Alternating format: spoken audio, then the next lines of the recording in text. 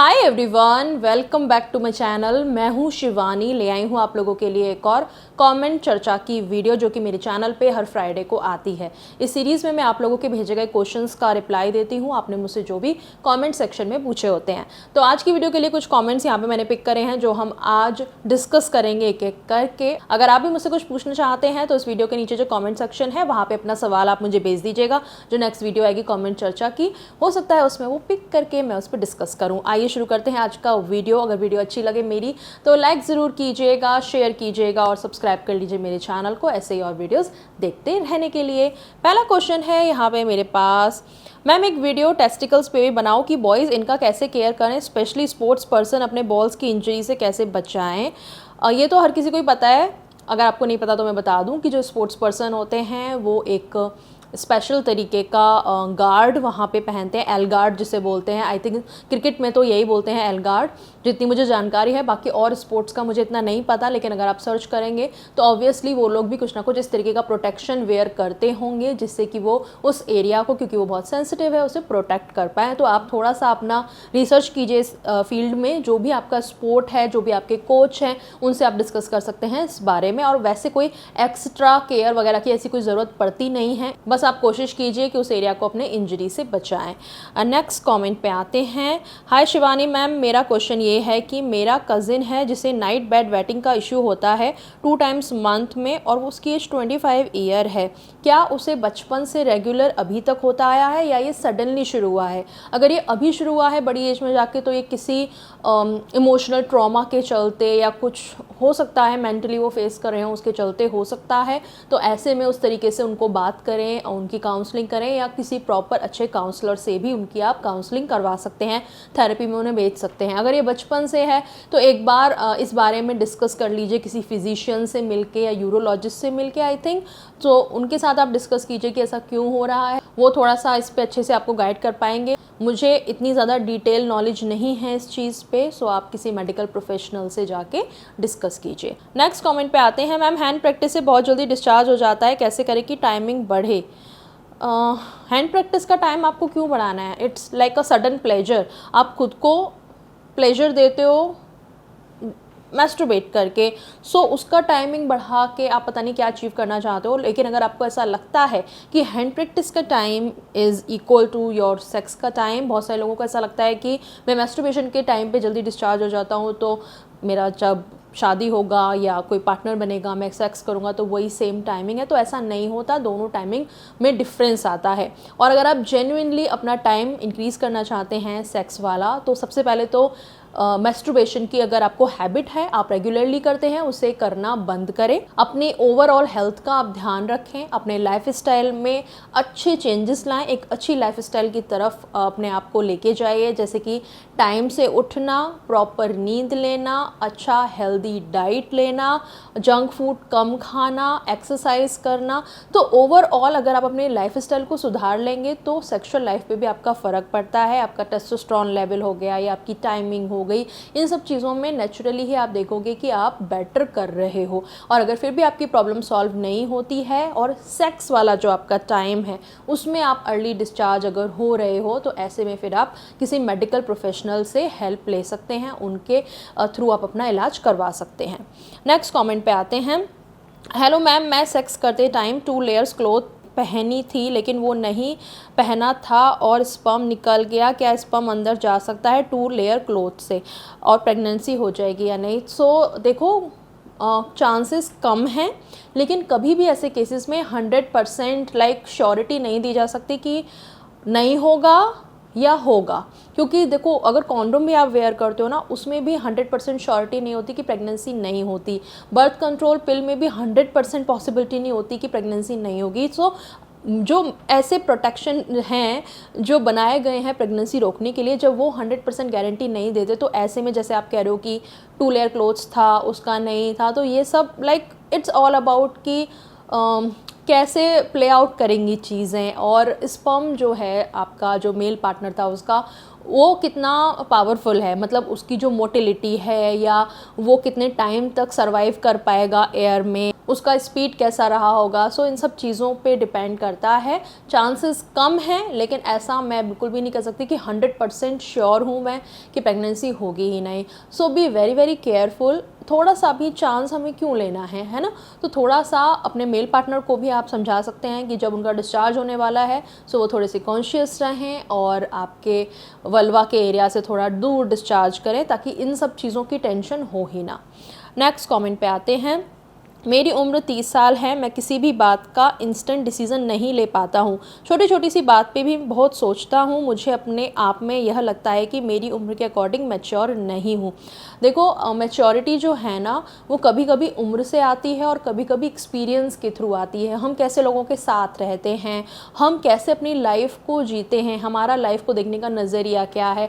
सो धीरे धीरे करके चीज़ें एक्सपीरियंस करते करते हम मैच्योरिटी अचीव करते हैं। और अगर आपके अंदर इतनी कॉन्शियसनेस है कि मुझे मैच्योर होना है, अभी मैं नहीं हूँ, मुझे और होना है, तो यही एक बहुत अच्छा स्टेप है।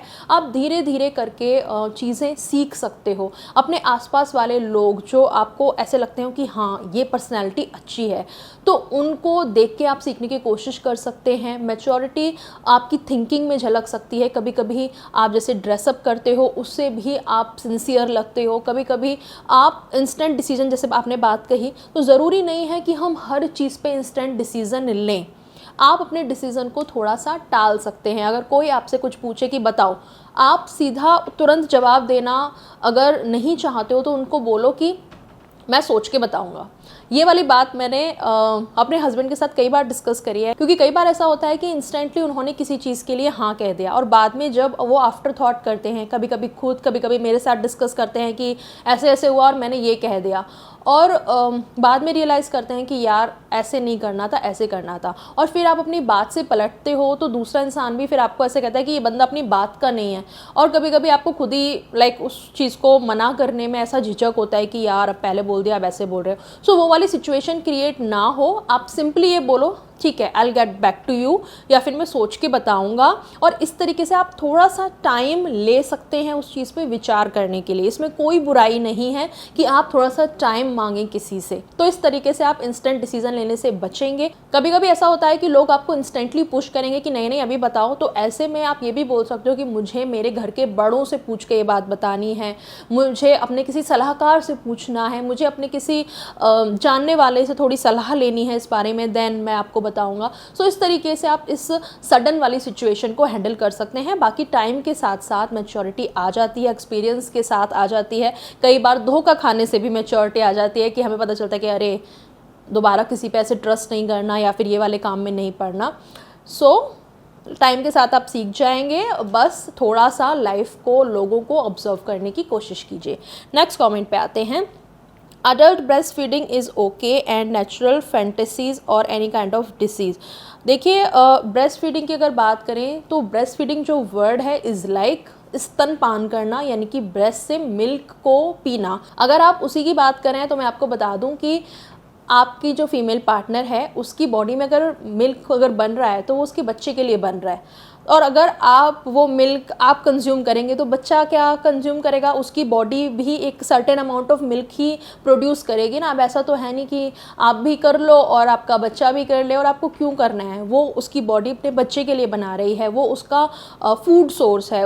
उसके लिए जो ज़रूरी न्यूट्रिशन है, वाइटामिन्स हैं, वो सब एक मदर के फीड से एक बच्चे को मिलता है। तो अगर आप वो कंज्यूम कर लेंगे तो आपके बच्चे को क्या मिलेगा फिर। सो ये वाली बात का तो कोई सेंस ही नहीं बनता। वो एक मदर की बॉडी अपने बच्चे के लिए बनाती है और वो बच्चे का ही हक है एक माँ के दूध पे। और कई लोग सिर्फ ब्रेस्ट के साथ फोर प्ले करना है उसको ही अगर ब्रेस्ट फीडिंग का नाम दे रहे हैं। सिर्फ आप ऐसे ही सक करना चाहते हैं, ब्रेस्ट फीड जो प्रॉपर मिल्क फीड है आपका मतलब वो नहीं है। तो ऐसे में आपकी पार्टनर का कंफर्ट क्या है, वो कितना आपको अलाउ करती है, उसको ये ठीक लग रहा है या नहीं लग रहा है, कहीं आप उसे पेन तो नहीं दे रहे हो, उस सब चीज़ों के बारे में उससे आप डिस्कस कर लीजिए। जहाँ तक आपकी फ़ीमेल पार्टनर चीज़ों में कंफर्टेबल है आप उतना कर लीजिए। नेक्स्ट कमेंट पे आते हैं। दी मेरा ये क्वेश्चन है आपसे दी कि गर्लफ्रेंड लकी होते हैं किसी भी बॉयज़ के लिए या वाइफ लकी होते हैं? जो बात लोग अपनी वाइफ से नहीं कर पाते वो गर्लफ्रेंड से करते हैं, इन दोनों केस में ज़्यादा लकी कौन है? मुझे तो लगता है दोनों ही बेवकूफ़ हैं और बहुत ही अनलकी हैं प्यार में कि वो ऐसे इंसान से प्यार कर रही हैं कि जिसकी वाइफ है, और वो वाइफ़ कितनी अनलकी है कि उसका हस्बैंड पूरा तरीके से उसका नहीं है, उसने गर्लफ्रेंड बनाई हुई है। सो दोनों ही बहुत ज़्यादा अनलकी हैं प्यार में और लाइफ में, क्योंकि फ्यूचर नहीं है एज ए रिश्ते का कोई, ना उस शादी का कोई फ्यूचर है कि मतलब हस्बैंड उसका अभी भी गर्लफ्रेंड के साथ है, और उस गर्लफ्रेंड का क्या फ्यूचर है कि वो ऑलरेडी शादीशुदा है। अगर वो ऑलरेडी आपके साथ प्यार में होता तो वो शादी नहीं करता ना, और अगर शादी के बाद वो अफेयर कर रहा है तो जो एक इंसान के साथ डिसलॉयल्टी दिखा रहा है वो आपके साथ लॉयल है या नहीं, उसका क्या गारंटी है? सो दोनों ही मुझे तो लगता है अनलकी, और वो लड़का पता नहीं, शायद उसको लकी बोलेंगे ऐसे ट्रायंगल में तो, कि वो कितना लकी है, मतलब यहाँ भी और यहाँ भी। खैर ऐसे रिश्तों का मुझे नहीं लगता कि कोई सोल्यूशन है, और ये सब बातें आप मुझसे बार बार पूछते हो और मैं हर बार आपको यही बोलती हूँ कि अगर आप वो गर्लफ्रेंड हो, इस रिश्ते को जितना जल्दी हो सके ख़त्म कर दो। और जहाँ तक मैंने आपके कमेंट्स पढ़े हैं मुझे ऐसा लगता है आप वो गर्लफ्रेंड ही हो जिसके बॉयफ्रेंड ने आपके साथ प्यार करते हुए भी शादी कर ली। अब रीज़न कोई भी रहा हो, कई बार लड़के ऐसा बोलते हैं कि मेरे घर वालों ने मुझे मजबूर किया, दबाव डाला, तो अगर वो वहाँ पे स्टैंड नहीं ले सका आपके प्यार के लिए, तो अब आप अपने लिए एटलीस्ट स्टैंड लो और उससे रिश्ते ख़त्म कर दो, अपनी लाइफ पे फोकस करो। वो चला गया किसी और के साथ, आपको भी वो साथ साथ इमोशनली अपने साथ हैंग करके रखा हुआ है, आप हर्ट ही हो गए आगे जाके, और जितना जल्दी हो सके इस रिश्ते को ख़त्म कर दो। नेक्स्ट कमेंट पे आते हैं। Ma'am, I have a question. I touched my partner genitals, then I accidentally touched mine, but there was no sperm because my hands were not wet. I took a pregnancy test when period was 1 day late. It was negative and then got periods.